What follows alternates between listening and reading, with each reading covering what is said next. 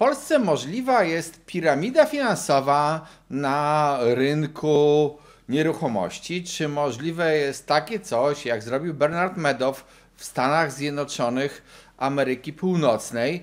Czy w ogóle możliwe są oszustwa, bo rynek nieruchomości uważamy za bezpieczny?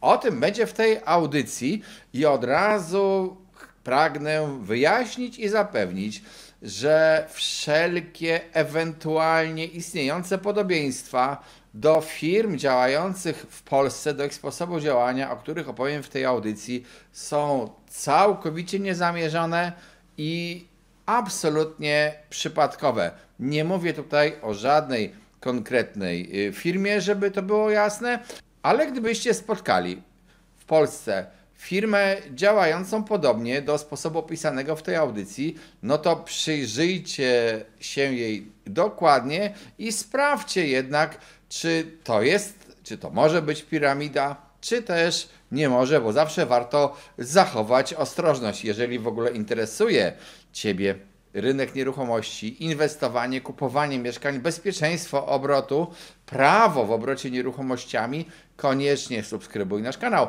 Pisz nam też w audycjach, o czym chcesz usłyszeć, bo bardzo chętnie robimy audycje pod Wasze oczekiwania.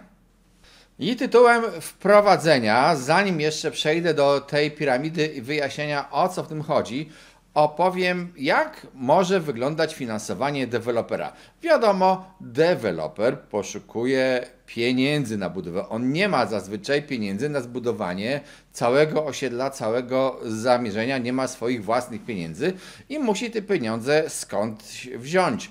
Może zacząć przedsprzedaż i zbierać od klientów, no ale ten strumyk pieniędzy będzie płynął dość wolno. Może zatem pójść na przykład po pożyczkę do banku albo do jakiegoś funduszu inwestycyjnego, czy też do innych inwestorów. Z bankiem problem zazwyczaj jest taki, że bank ma bardzo ściśle określone reguły, procedury udzielania kredytów. Prześwietli tego dewelopera, będzie żądał zabezpieczeń i tak dalej, i tak dalej. Są oczywiście fundusze inwestujące w nieruchomości. W Polsce jest ta bieda, że niestety nie ma ustawy regulującej działalność polskich funduszy inwestujących w nieruchomości. Wobec tego w Polsce działa bardzo dużo funduszy i ma nawet spory udział w rynku, szczególnie w nieruchomościach komercyjnych funduszy zagranicznych. Polskie fundusze stanowią znikomy odsetek inwestujących, a te zagraniczne no po prostu mają super topowe lokalizacje i zaczynają też powoli wchodzić one bez tej regulacji na rynek budownictwa mieszkaniowego. Są też tak zwane fundusze private equity. Powinny być one nadzorowane lub powinny być przynajmniej zarejestrowane w Komisji Nadzoru Finansowego i one mogą zbierać pieniądze. Jaka jest korzyść dla dewelopera z korzystania z pożyczek z takich funduszy? No po prostu takie pożyczki często są tańsze niż te do uzyskania w bankach i czasami są one obwarowane trochę mniejszymi restrykcjami. Dla wszystkich, którzy inwestują w takie fundusze, powinno być jasne, że te transakcje są obarczone jakimś ryzykiem. No dobrze, ale ja zacząłem całą audycję od powiedzenia i zadania pytania, czy w Polsce może wystąpić piramida finansowa. I zastanówmy się, jak to działa i jakie sytuacje mogą wystąpić w Polsce. Wyobraźmy sobie, że jest jakiś deweloper X. Deweloper X zakłada sobie spółkę akcyjną, która chce pozyskać środki na budowę tego osiedla i chce też skorzystać z tańszego finansowania niż to dostępne w banku, po prostu usiłuje od kogoś pożyczyć. I co się może zdarzyć, że taki deweloper zrobi? Może się zdarzyć, że na przykład ktoś utworzy spółkę Y, po prostu ktoś utworzy spółkę Y, która będzie spółką z ograniczoną odpowiedzialnością i będzie zdobywać kapitał niby na budowę tego osiedla, które buduje deweloper X spółka akcyjna, poprzez sprzedaż udziałów przeznaczonych na podniesienie kapitału tej spółki Y. Przy czym będzie taka zasada, że oczywiście ta ilość udziałów do sprzedaży będzie w ten sposób ograniczona i te prawa z tych udziałów będą w ten sposób ograniczone, że ci, którzy kupią te udziały na podwyższenie kapitału, nigdy nie uzyskają władzy w spółce z ograniczoną odpowiedzialnością, w spółce Y.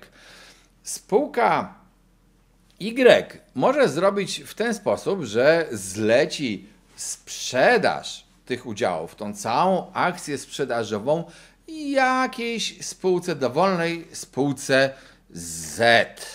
Dlaczego taka kombinacja? Zaraz do tego dojdziemy. Spółka Z oczywiście oferuje sprzedaż udziałów spółki Y, twierdząc, że później ta odsprzedaż tych udziałów odbędzie się za wyższą cenę, czyli zapewnia tym inwestorom jakiś zysk. Mamy zatem do czynienia z sytuacją, gdzie mamy X to jest deweloper, Y to jest w zasadzie nie wiadomo kto i Z to jest taki, nazwijmy go sobie, zbieracz pieniędzy.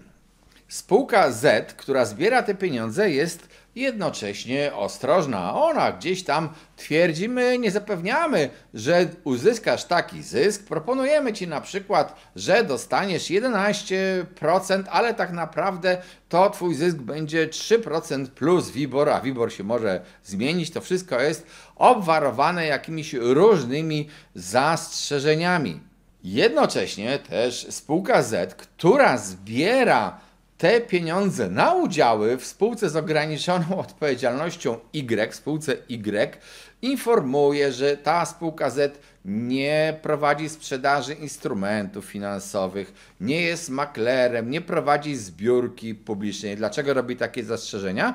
Bo w ten sposób wyłącza się lub usiłuje się wyłączyć spod nadzoru Komisji Nadzoru Finansowego, bo gdyby na przykład prowadziła sprzedaż instrumentów finansowych, to być może musiałaby albo podlegać po prostu kontroli lub też być przynajmniej zarejestrowana w KNF-ie, a tak ta spółka po prostu działa sobie jak normalny przedsiębiorca i ludzie kupują te wkłady. Jakie jest zabezpieczenie wkładów, które ludzie wpłacają tej spółce Z temu zbieraczowi, ci, którzy wpłacają? Tak naprawdę to zabezpieczenie jest żadne, bo ta spółka tylko twierdzi lub faktycznie sprzedaje udziały w spółce Y, ale przecież spółka Y w ogóle nie buduje żadnych nieruchomości, nie ma ona oficjalnie związku z deweloperem X, no może ona teoretycznie udzielić temu deweloperowi X jakiejś pożyczki, a zauważmy, że tak naprawdę nieruchomością i tą budową zarządza deweloper X. No ale gdzie tu jest mowa o jakiejś piramidzie? Problem polega na tym, że po pewnym czasie trwania tej całej zabawy, w cudzysłowie, spółka Z informuje publicznie, ale też informuje tych ludzi, tych swoich klientów, którzy ich płacili pieniądze. Dobrze, my zakończyliśmy tę inwestycję, wypłacamy Wam to, co żeście wpłacili za udziały, plus, no ponieważ te udziały ustaliliśmy, że je sprzedamy Wam drożej niż wyście kupili, wypłacamy całe pieniądze i ta spółka informuje, nasi klienci osiągnęli jakiś tam zysk, myśmy wypłacili te pieniądze. Ok, super, inwestycja się zamknęła. Ale pytanie teraz powstaje następujące. Za chwilę spółka Z pójdzie sobie na kolejną jakąś inwestycję. Zacznie ten sam proces z kolejną budową, na której znowu powstanie jakaś taka pośrednia spółka Y, znowu w niej będą sprzedawane udziały, ale ponieważ to są stale rosnące kwoty i stale rosnące wpłaty na te niby osiedla, na te udziały sprzedawane przez spółkę Z, to dochodzi do takiej sytuacji, że skąd wiesz, że te zyski osób nie są finansowane z wpłat następnych klientów na następne niby osiedle, na następne udziały. Tego nie wiesz, bo tego nie możesz zweryfikować, bo w tej całej konstrukcji tych spółek nikt tu nie podlega żadnej oficjalnej kontroli, na przykład KNF-u. Po prostu Z sobie twierdzi, ja sprzedam udziały w spółce Y. Spółka Y ma w zasadzie żaden związek z nieruchomością budowaną przez X. Albo stracisz, albo zyskasz i tak tę zabawę można ciągnąć w nieskończoność po prostu. A jeszcze zabawniejsze może być to, że nagle się może okazać, że spółka X, spółka Y i spółka Z, te wszystkie 3 spółki razem są powiązane ścisłą unią personalną, że na przykład te same osoby tylko raz są członkami zarządów, raz prezesami, raz może są w radach nadzorczych, siedzą w spółkach X, Y, Z. To są te same osoby po prostu i one takie działanie robią. Przecież powstaje pytanie, w takim całym modelu, jeżeli ten deweloper X jest spółką akcyjną, dlaczego ten deweloper X nie zbiera pieniędzy poprzez po prostu sprzedaż akcji? Po co temu deweloperowi jest konstrukcja z tym Y i z tym Z-em? Jak powiedziałem, wszelkie podobieństwo do jakichkolwiek firm działających w Polsce w tej audycji jest wyłącznie przypadkowe, ale gdyby ktoś z Was kiedyś spotkał się z podobnym działaniem, no to radzę się zastanowić, jakie macie gwarancje, że Wasz kapitał, który chcecie zainwestować w nieruchomości i słusznie chcecie inwestować na tym rynku nieruchomości, jest dobrze chroniony, bo może się okazać, ok, wszystko działa prawidłowo i te transakcje wychodzą, kolejna transakcja się zamykają i tak będzie w nieskończoność. Ale może się okazać, tak jak w każdej piramidzie, że nagle gdzieś, tak jak u Madoffa, był koniec. Madoff działał kilkadziesiąt lat. Wszyscy uważali go za guru finansów. Był niemalże dla niektórych prawie bogiem finansów. Wypłacał potężne zyski od wsadzonych kapitałów do czasu, aż nagle się okazało, że nie napływają nowi inwestorzy, którzy dadzą mu pieniądze, ci kolejni. Dlatego ja myślę, że rozsądny inwestor działający na rynku nieruchomości powinien sprawdzić, czy przypadkiem nie trafia na coś, co przypomina piramidę finansową i czy w ogóle finansowanie jakiegoś przedsięwzięcia jest jasne. Warto oczywiście wchodzić w takie fundusze inwestycyjne, zwłaszcza jeżeli one podlegają jakiemuś urzędowemu nadzorowi.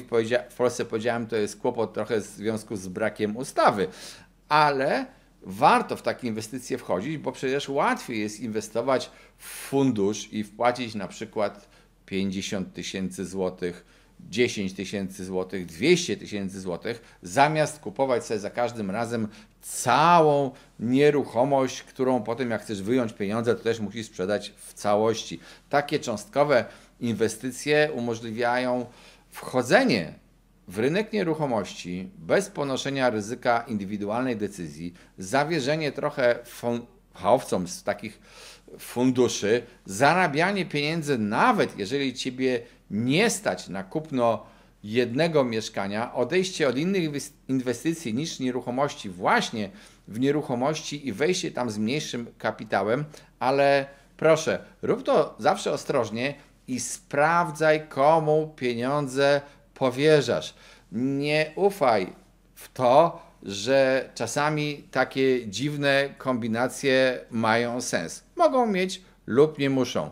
Jeżeli interesuje Ciebie rynek nieruchomości, inwestowanie, problemy z tym inwestowaniem, zapraszam do naszego kanału. Pisz nam w komentarzach o czym chcesz usłyszeć audycję. Jeżeli chcesz poznać prawo w nieruchomościach, zapraszam na szkolenia z Symen24.pl, a także zachęcam do wspierania naszego kanału, bo wspierający tutaj dostają zawsze więcej. Dostaniesz po prostu nas wspierając, dostaniesz dostęp do większej ilości filmów. Cześć i uważajcie na istnienie piramid.